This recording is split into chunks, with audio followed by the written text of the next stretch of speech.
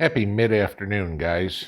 I say that because with everything going on today at YouTube, I know it'll take 2 hours to upload this, and there's no way it'll be ready for a lunchtime video.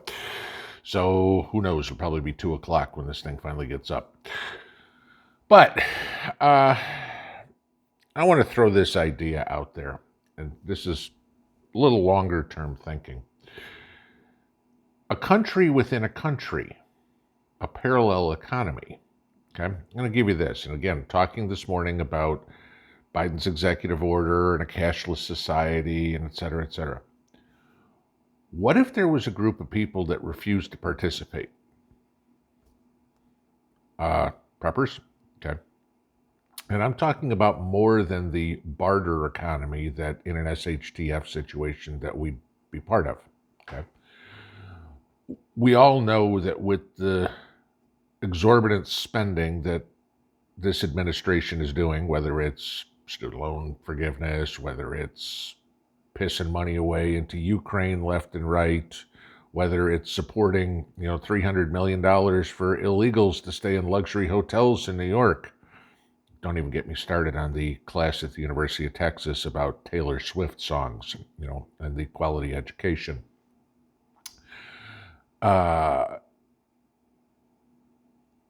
We're going to have to pay for this somehow. And the only way the government has to get money from us is taxes. But what if we don't participate? And no, I'm not saying don't pay your income tax. That's not my point here. Let's hypothetically say that the boondoggle that is a cashless society that Biden wants to start on December 13th goes into fruition. Okay, that they actually start it. What if you, as a worker, as a store owner, as a general laborer, as anything, what if you refuse to be paid in digital currency? I'm sorry, I'm only going to take dollars, greenbacks. That's it. That's the only way you can pay me. I will not take the digital currency. You have to pay me some other way. Okay?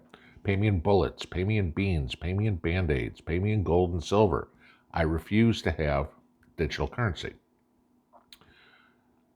This is what the government doesn't realize. They don't just get to dictate what we accept. It used to be back in the 1800s, there were countless currencies in the country. You went to San Francisco and you got a San Francisco coin. You were down south. Confederate money and Union money. Let's just use that one, okay? Again, that's 160 years ago, guys. It's not that long, okay? It's a couple of generations. Not that there's anybody alive anymore that was around during the Civil War, but there may be people in here who had grandparents that were alive during the Civil War. Some of you might have old Confederate money that was handed down to you, over the ages. Wouldn't surprise me if one of you did. But what if we had a country within a country? What if there was the snowflake country where digital currency, yay, and the thinking community, which says, no, I want a hard currency. I want something backed by something, not the full faith and credit of the government. Okay. I want a gold back, a silver backed, a whatever backed, chicken feather backed currency. What if that happens? Okay. The one thing that holds countries together is unity, a uniform currency, a uniform language. Again, I keep telling you guys, the United States is the only country in the world that does not have a national language, an official national language. Okay. Yeah, a little more than half of us now speak English, but we don't have an official language. If you don't have a currency that is accepted by everybody in the country, you don't have a country. And again, this goes back into my comments about balkanization. So let's imagine this. You get hired on as a job, and I'll pick something. You are a landscaper, you're a cashier at the grocery store or whatever it would be. You're the grocery store owner, okay? And you decide at your store, you're not going to accept CBDC. You're only going to accept currency that is backed by something, the local currency. Maybe you take bullets. Maybe you take beans, whatever it is. I mean, I told you what, the old saloons in the Old West, why it's called a shot of whiskey, all right? You paid for it with one bullet. Now what happens? Well, Uncle Sam comes up to you on April 15th and says, you need to file your income tax. I'm sorry, I didn't have any income. No, I had zero income in CBDC this year, none. So my income tax burden is zero. Sorry, you get nothing from me.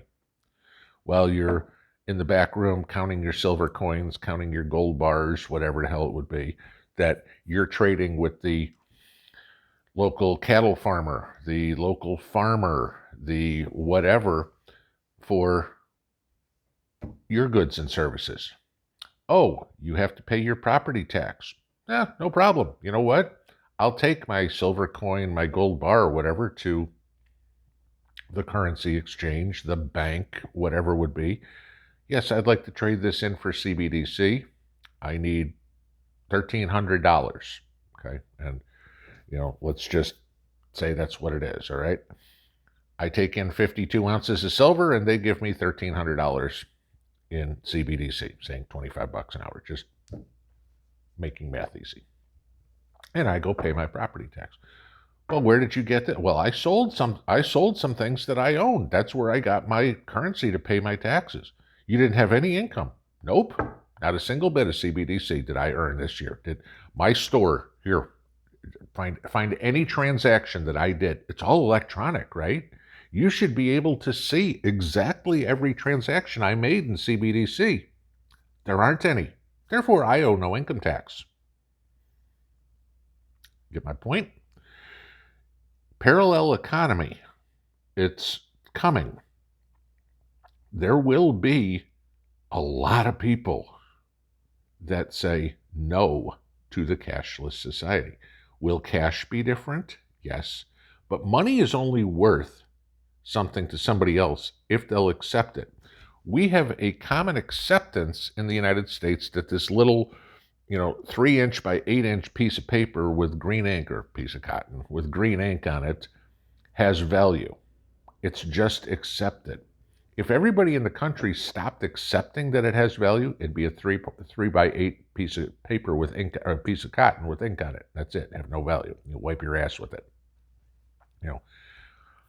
This is the point. Joe Biden and all the Looney Tunes up in Washington don't get to determine what we do as a country. Simple as that. They may think they do, but they don't. If we don't accept something, it doesn't become useful. This is another reason why I say this won't work. There's a whole ton of people, not just preppers, not just homesteaders, who have no interest whatsoever in digital currency. All the far left liberal Looney Tunes, they're going to fawn over this all over the place. And they're going to go back and forth with each other. But let's say all the shopkeepers, grocery stores, whatever, say, no, we're not taking it. Then their currency is worthless. Get my point? Now, sure, you're going to have the Amazons and the Krogers and the Piggly Wigglies and all the big companies say, we only take CBDC. And eventually what happens is people go, then I guess I'm not shopping with you. And what happens then? Oh my God, our sales are going down. We're not making any money. Why is this? Because you pissed off half your customers. Take a look at any of these, Colin Kaepernick's, the companies that followed that, Nike, we're going to, Colin Kaepernick, and everybody said, I'm not buying Nike anymore. Whatever it is. Sorry, I'm not shopping at Dick's Sporting Goods anymore. And you watch these companies' profits go, and they go, well, maybe we'll change a little bit. Because when you're not making any money, all of a sudden your priorities change. You aren't as green as you used to be. This is something as a prepper we can get way out in front of, guys. Is a separation of economies. We don't have to play their game. They have to play ours. You know, if I go to the local little convenience store, which is basically the only thing we got here in town, and Rhonda says, I'm only accepting dollars. I don't accept CBDC. Great. Guess what I'm going to keep? I'm going to keep dollars. I'm not going to worry about it. But the big key is, if there's no, at that point, there's no, what's the IRS going to say? You got two different tax forms, one for what you sold in dollars and one for what you sold in CBDC. I don't accept dollars. I don't accept CBDC. The only thing I accept is gold and silver. Sorry. They don't have the control, guys. We just need to stand up and tell them that, to the point where they realize that we make the decisions, not them. They are elected officials there to represent us. They are not kings and queens. And when they get that through their thick head, maybe we can get back to being a unified country again. But as long as there are snowflakes in the United States in the middle of August, that ain't going to happen. So plan on a different way of making your living going forward. Pinball out.